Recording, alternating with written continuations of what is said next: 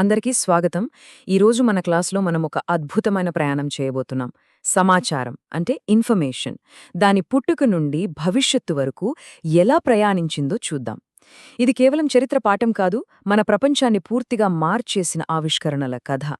మన ప్రయాణం ఎక్కడ మొదలవుతుందో తెలుసా? 1958లో. అప్పుడే ఇన్ఫర్మేషన్ టెక్నాలజీ అనే పదం మొట్టమొదటిసారిగా వాడుకలోకొచ్చింది. ఒక్కసారి ఆలోచించండి, అప్పటివరకు దానికి ఒక పేరు కూడా లేదు. ఆ సమయంలో అది ఎంత కొత్త, విప్లవాత్మకమైన ఆలోచనో కదా. సరే, మన చర్చను సులభంగా అర్థం చేసుకోవటానికి ఈ ప్రయాణాన్ని మనం ఒక 4 భాగాలుగా చూద్దాం. మొదట అశాశ్వతమైన మాటలు ఎలా శాశ్వత రికార్డులుగా మారాయో చూస్తాం. ఆ తర్వాత ఎలక్ట్రానిక్ విప్లవం గురించి, ఆ తర్వాత ప్రపంచాన్ని ఎలా కలిపాయో అంటే నెట్వర్క్ల గురించి, చివరిగా ఈ సమాచారం యొక్క భవిష్యత్తు ఎలా ఉండబోతుందో చర్చిద్దాం. మొదటి భాగానికి స్వాగతం. ఇక్కడే అసలు కథ మొదలవుతుంది. మానవ చరిత్రలో ఒక కీలకమైన మార్పు. అప్పటికప్పుడు గాలిలో కలిసిపోయే మాటలు ఎలా శాశ్వతమైన జ్ఞానంగా మారాయో మనమిక్కడ చూడబోతున్నాం. అన్ని ఇన్ఫర్మేషన్ టెక్నాలజీల వెనుక ఉన్న ప్రాథమిక సమస్య, ఆ మూలభూత సవాలు ఇదే. ఒకరి మెదడులోన ఆలోచనను ఎలాంటి మార్పు లేకుండా సమయం, దూరమనే అడ్డంకులను దాటి మరొకరి మెదడులోకి ఎలా పంపించాలి? ఇదే అసలు ప్రశ్న. సరే, శాస్త్రవేత్తలు ఈ సమస్యను ఎలా చూశారో చూద్దాం. ఇదిగో ఈ షానన్ వీవర్ మోడల్ చూడండి. దీని ప్రకారం సమాచారం ఒక సోర్స్ నుండి బయల్దీరి సిగ్నల్గా మారి ఒక ఛానల్ ద్వారా ప్రయాణించి చివరికి డెస్టినేషన్కు చేరుకుంటుంది. కాని ఈ ప్రయాణంలో నాయిస్ అంటే శబ్దం అనే అడ్డంకి ఎప్పుడూ ఉంటుంది. అదే అసలు సమస్య. అది సందేశాన్ని పాడు చేయగలదు. ఇక్కడే మన డిజిటల్ ప్రపంచానికి పునాది పడింది. అదే ఇన్ఫర్మేషన్ థియరీ. ఇందులో చాలా ఆసక్తికరమైన విషయమేంటంటే, ఈ థియరీ మనం పంపే సందేశం యొక్క అర్థంతో అస్సలు పట్టించుకోదు. దాని దృష్టిలో సమాచారం కేవలం ఒక భౌతిక వస్తువు. దాన్ని ఎలా కొలవాలి, ఎలా పంపాలి, ఎలా స్టోర్ చేయాలి అంతే. ఈ మార్పు రాత్రికి రాత్రే రాలేదు. వేల సంవత్సరాలు పట్టింది. మానవజాతి తన జ్ఞానాన్ని నిల్వ చేయడానికి నిరంతరం ప్రయత్నిస్తూనే ఉంది.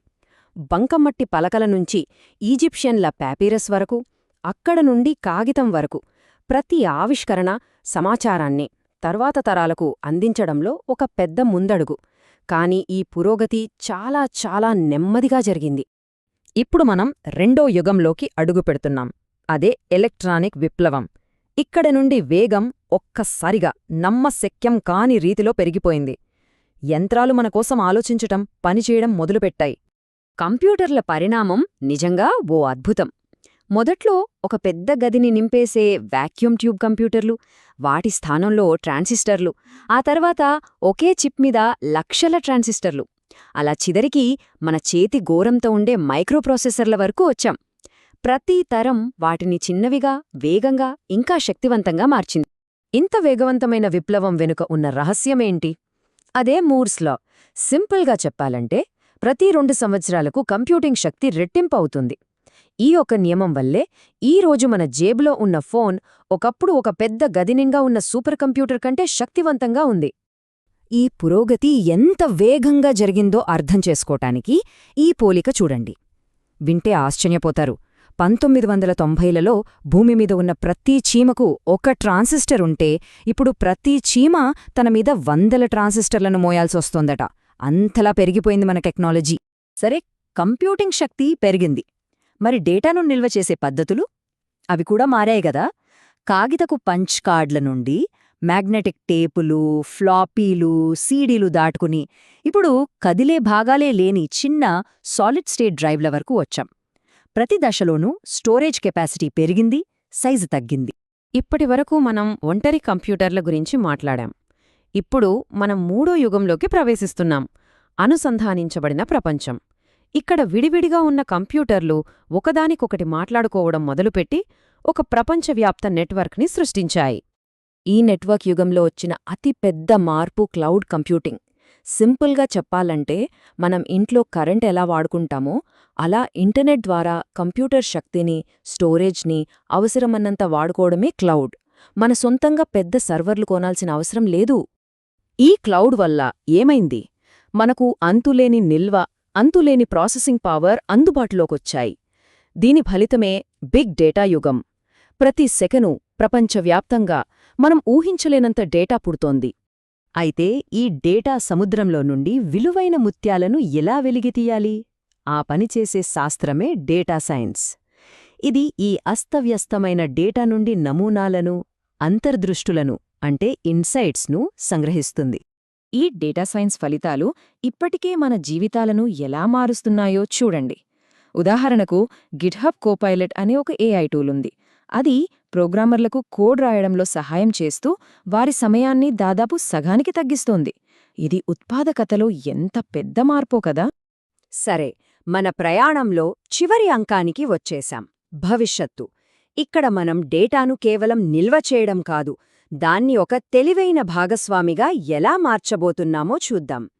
డేటా ఒక నిష్క్రియ రికార్డ్ నుండి క్రియాశీల మేధస్సుగా మారుతోంది. భవిష్యత్తులో కంప్యూటింగ్ 2 దారులుగా కనిపిస్తోంది.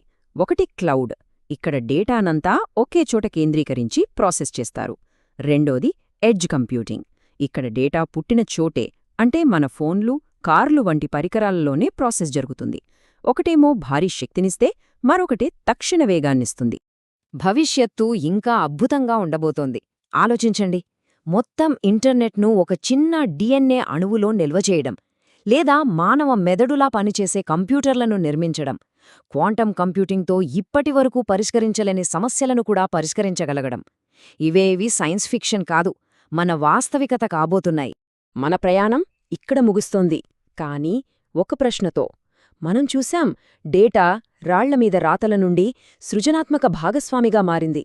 ఇప్పటివరకు మనం టెక్నాలజీని సమాధానాల కోసం వాడాం, కానీ మన టెక్నాలజీ కేవలం మనకు తెలిసిన దాన్ని నిల్వ చేయడమే కాకుండా మనకు తెలియని దాన్ని ఊహించడం మొదలుపెడితే, సమాచారం కేవలం నిల్వచేసే వస్తువు నుండి మనతో పాటు ఊహించే శక్తిగా మారితే, అప్పుడు మన ప్రపంచమెలా ఉంటుంది? ఆలోచించండి.